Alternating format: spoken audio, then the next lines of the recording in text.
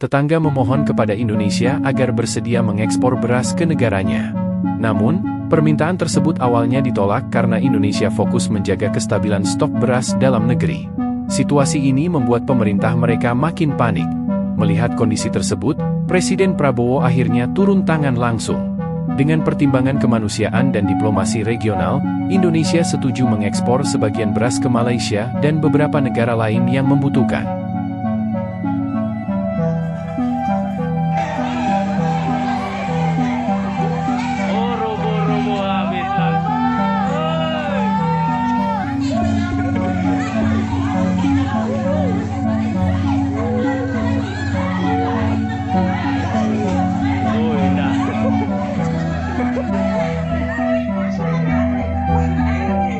Mengucap tahniah dan kekaguman perubahan khasnya teknologi pertanian di Indonesia ini, terutama penghasilan padi yang berlipat ganda kenaikan dan hasilnya per hektar, dan sehingga penduduk yang begitu ramai Indonesia berjaya mencukupkan makanan utama beras kepada rakyat dan juga insyaAllah sampai ke peringkat mampu ekspor. Oleh itu kita akan berusaha supaya pelaku pertukaran teknologi ataupun bimbingan bersama, supaya kita juga akan berusaha untuk mendapat segala bentuk teknologi baru pertanian khasnya padi, ikan, lingkong dan berbagai lagi antara dua negara jiran yang paling akrab, yaitu Malaysia dan Indonesia.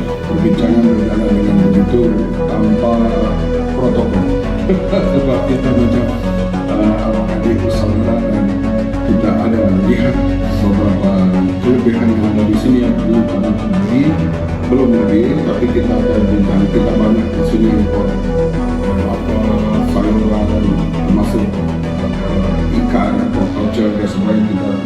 Tapi beras ini kami nak lebih tumpu kepada teknologi yang di Indonesia ini lebih advance dalam hal menggunakan teknologi baru dalam, sehingga hasilnya sampai ke 12 tan, 13 tan yang paling tinggi, dan average-nya sudah ada di peringkat 7 tan. Ini satu kejayaan besar di terlihat di Indonesia.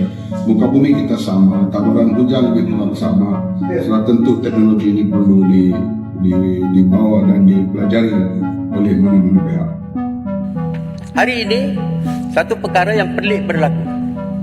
Beras tempatan hilang dari pasaran, sedangkan negara mengeluarkan sebanyak 62% makanan ruji ini, tidak sampai 30% diimpor.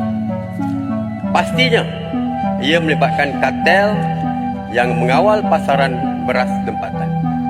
Ia dipahamkan banyak beras-beras tempatan hanya ditukar kampitnya kepada beras import. Mereka membuat keuntungan yang tinggi seperti ini. Yang kedua, beras tempatan dicampur dengan beras import dan dijual sebagai beras import. Jadi kartel seperti ini mesti dihapuskan dengan segera, seperti mana yang dilakukan oleh kerajaan keluarga Malaysia sewaktu mengekang kartel ayam. Semasa mesyuarat nakol pada 31 Januari 2022, kerajaan ketika itu mengarahkan Suruhanjaya Persaingan Malaysia atau MYCC menjalankan siasatan terhadap kartel-kartel yang menguasai pasaran ayam.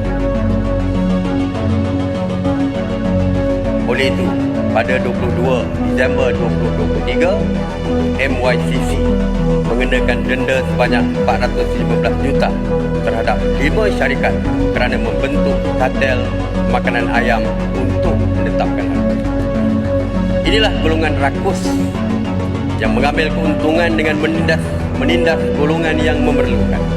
Kemungkinan dan keyakinan saya tahun 2025 kita tidak akan import beras lagi Saya juga sampaikan terima kasih kepada tim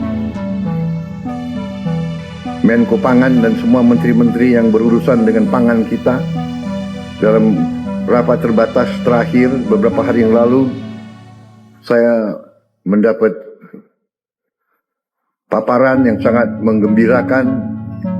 Produksi pangan kita naik, cadangan pangan kita mungkin terbesar selama beberapa tahun ini. Yang ada di gudang kita, saya kira mendekati 2 juta ton. Dan sangat besar kemungkinan dan keyakinan saya tahun 2025 kita tidak akan impor beras lagi. Bahkan cadangan kita cukup. Walaupun ini berita yang sangat baik, dan ini sekali lagi akibat kerja keras saudara-saudara. Apresiasi saya juga kepada Menteri Pertanian dan timnya, Bulog, Badan Pangan Nasional, semua unsur.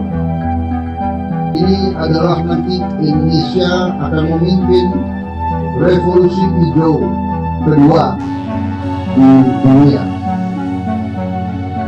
Dan tadinya banyak yang tidak percaya, tidak yakin. Sekarang di depan mata kita sedang melihat ini benar-benar sangat mungkin dan akan terwujud cita-cita kita.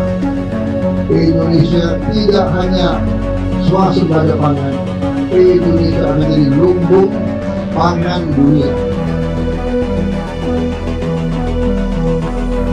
Sekarang saja kita sudah bisa bantu negara lain.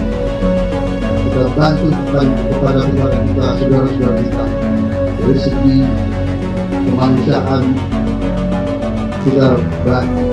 Keputusan ini menunjukkan peran penting Indonesia dalam menjaga stabilitas pangan kawasan, sekaligus memperkuat citra negara sebagai lumbung pangan dunia yang mandiri dan peduli.